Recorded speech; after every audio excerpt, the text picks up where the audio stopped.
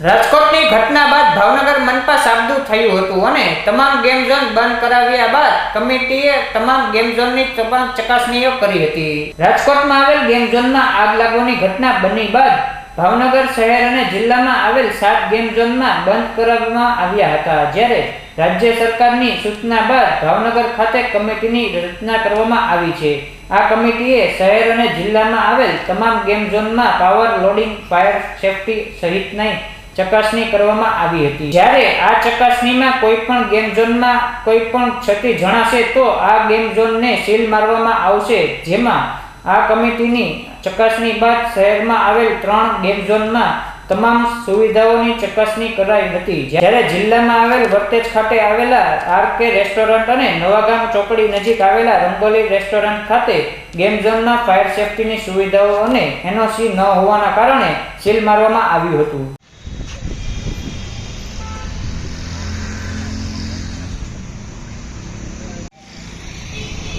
ऊपर जाओ दे ऊपर जाओ।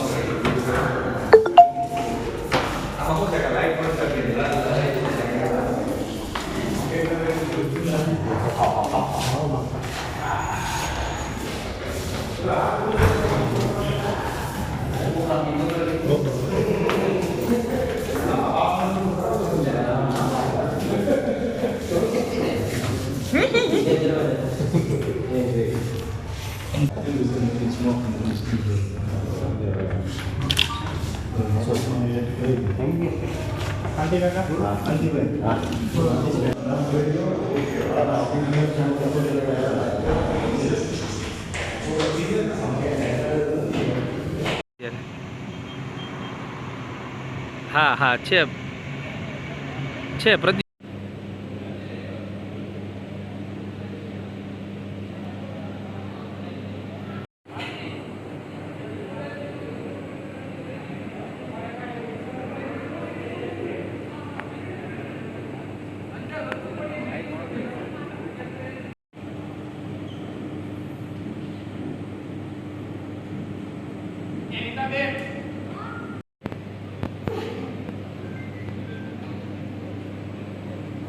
રાજા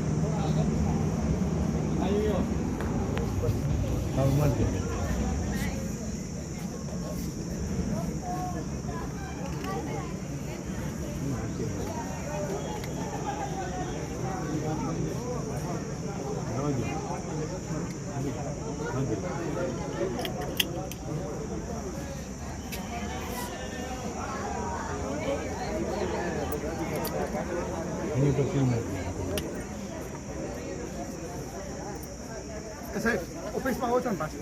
હા સહી લેવાની છે. હા આવે હા લાવો. હલો જલ્દી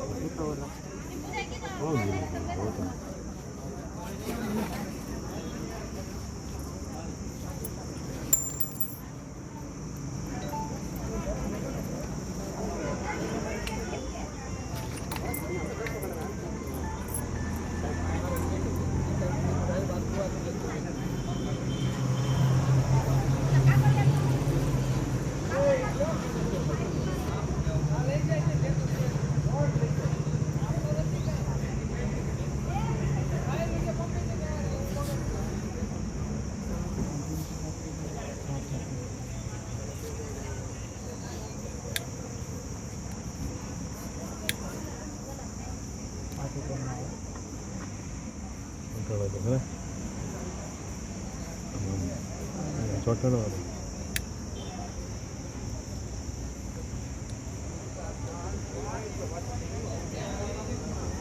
અહીંયા આપણે અહીંયા તો મળીએ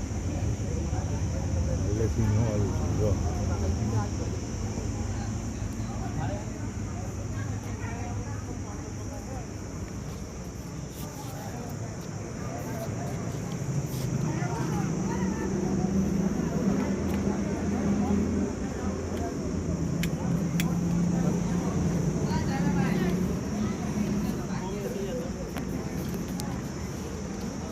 અમારો વચ્ચે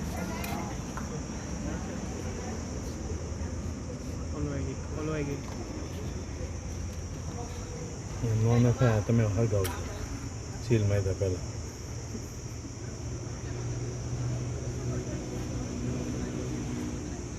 એટલે ક્યાં પાડો તમે યાર બહુ કર્યું હો તમે લોકો હવે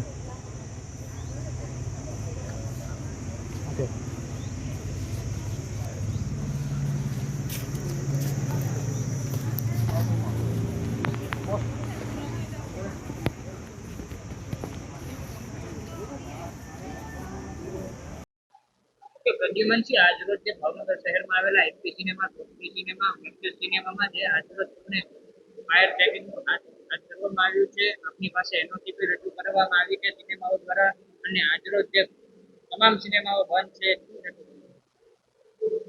ગઈકાલ રાત્રે જે રાજકોટમાં જે બનાવ બન્યો દુઃખદ બનાવ છે, જે સંદર્ભે કમિશનર સાહેબ એક્શનમાં આવીને બધા તાત્કાલિક મિટિંગ રાખેલ હતી અને એક ટીમ બનાવેલ છે. જે સંદર્ભે અત્યારે સવારથી અમે ઇન્સ્પેક્શન કામ ચાલુ છે, જેમાં ઇલેક્ટ્રિક સપ્લાયનો લોડ, બિલ્ડિંગ સ્ટ્રક્ચર અને એમાં ઇમરજન્સી એક્ઝિટ છે કે નહીં એ અને ફાયર સિસ્ટમ એક્ટિવ છે કે નહીં તે બાબતની તપાસ ચાલુ છે. જો એમાં ક્વેરી હશે તો તત્કાલ નોટિસ ઇસ્યુ કરવામાં આવે છે અને જો ક્વેરી ક્લિયર નહીં થાય ત્યાં સુધી ગેમ ઝોન બંધ રાખવાની સૂચના આપવામાં આવે છે. ગઈકાલે જે રાજકોટમાં દુઃખદ ઘટના બની ત્યારબાદ ભાવનગર મહાનગરપાલિકા વિસ્તારમાં આવેલ 3 મોટા ગેમ ઝોન અને 2 નાના ગેમ ઝોનને તાત્કાલિક આપણે પહેલાં તો બંધ કરાવી દીધા છે. આ ઉપરાંત ભાવનગર મહાનગરની હદ બહાર અને પેરીફેરી વિસ્તારમાં અન્ય 2 આવેલા છે, એ 2 પણ તાત્કાલિક આપણે કલેક્ટરશ્રી સાથે સંકલન કરીને તેને પણ બંધ કરવામાં આવ્યા છે. ત્યારબાદ જે સરકારશ્રીની સૂચના હતી તે મુજબ એક કમિટી બનાવવામાં આવી છે. આ કમિટીમાં ચીફ ફાયર ઓફિસર, મહેસૂલી અધિકારી, પોલીસ અધિકારી, પાવર કંપનીના અધિકારી, ઇલેક્ટ્રિકલ ઇન્સ્પેક્ટર અને અમારા કોર્પોરેશનના જે ટીડી ડિપાર્ટમેન્ટ છે જે બિલ્ડિંગ પરવાનગી આપતા હોય છે, આ તમામ અધિકારીનો સમાવેશ કરીને આજ સવારથી આ તમામ ગેમિંગ ઝોનની તપાસણી હાથ ધરવામાં આવી છે. એક બૃહદ ચેકલિસ્ટ સરકારશ્રી દ્વારા આપવામાં આવ્યું છે. એ ચેકલિસ્ટમાં તમામ પાસાઓનો સમાવેશ થઈ જાય છે અને ખાસ તો પાવર લોડ જે ખરેખર કોઈપણ જગ્યાએ ફાયરનું કારણ હોય છે શોર્ટ સર્કિટ થવાના કારણે, તો એ પાવર લોડ યોગ્ય માત્રામાં ત્યાં કંપનીના જે ગેમિંગ ઝોન છે તેમના દ્વારા લેવામાં આવેલ છે કેમ, ફાયર એક્ઝિટ એટલે કે એક સેપરેટ એન્ટ્રી એક્ઝિટ છે કે કેમ, બીયુ પરમિશન છે કે કેમ, અને જે ઇક્વિપમેન્ટ્સ ત્યાં લગાવેલા છે તે ઇક્વિપમેન્ટ કાર્યદક્ષતાવાળા છે અને એમાં કોઈ બીજી કોઈ તકલીફ નથી કે આ તમામ પાસાઓની ચકાસણી કરીને આ ગેમ ઝોન બાબતનો અહેવાલ સાંજ સુધીમાં અત્રે અમને આપશે અને અત્રે દ્વારા એ સરકારશ્રીને સુપરત કરવામાં આવશે. વધુમાં આ તપાસણીમાં જે પણ કોઈ ખામી જણાશે તો એ ખામી જ્યાં સુધી દૂર કરવામાં નહીં આવે ત્યાં સુધી કોઈ પણ ગેમિંગ ઝોનને ચાલુ કરવા માટે પરવાનગી આપવામાં આવશે નહીં અને એ ખામીનું રેક્ટિફિકેશન થયા બાદ જ ચાલુ કરવા માટે પરવાનગી આપવામાં આવશે. જી, અત્યારે આપણે તપાસણી ચાલુ છે. એક ગેમ ઝોનની ઇન્સ્પેક્શન પૂરું કરી દેવામાં આવ્યું છે, બીજા ગેમ ઝોનનું ઇન્સ્પેક્શન લગભગ પૂર્ણ થવાના આવે છે, એટલે એ અહેવાલ આવ્યા બાદ આપણને ખ્યાલ આવશે કે ક્યાં શું કમી છે.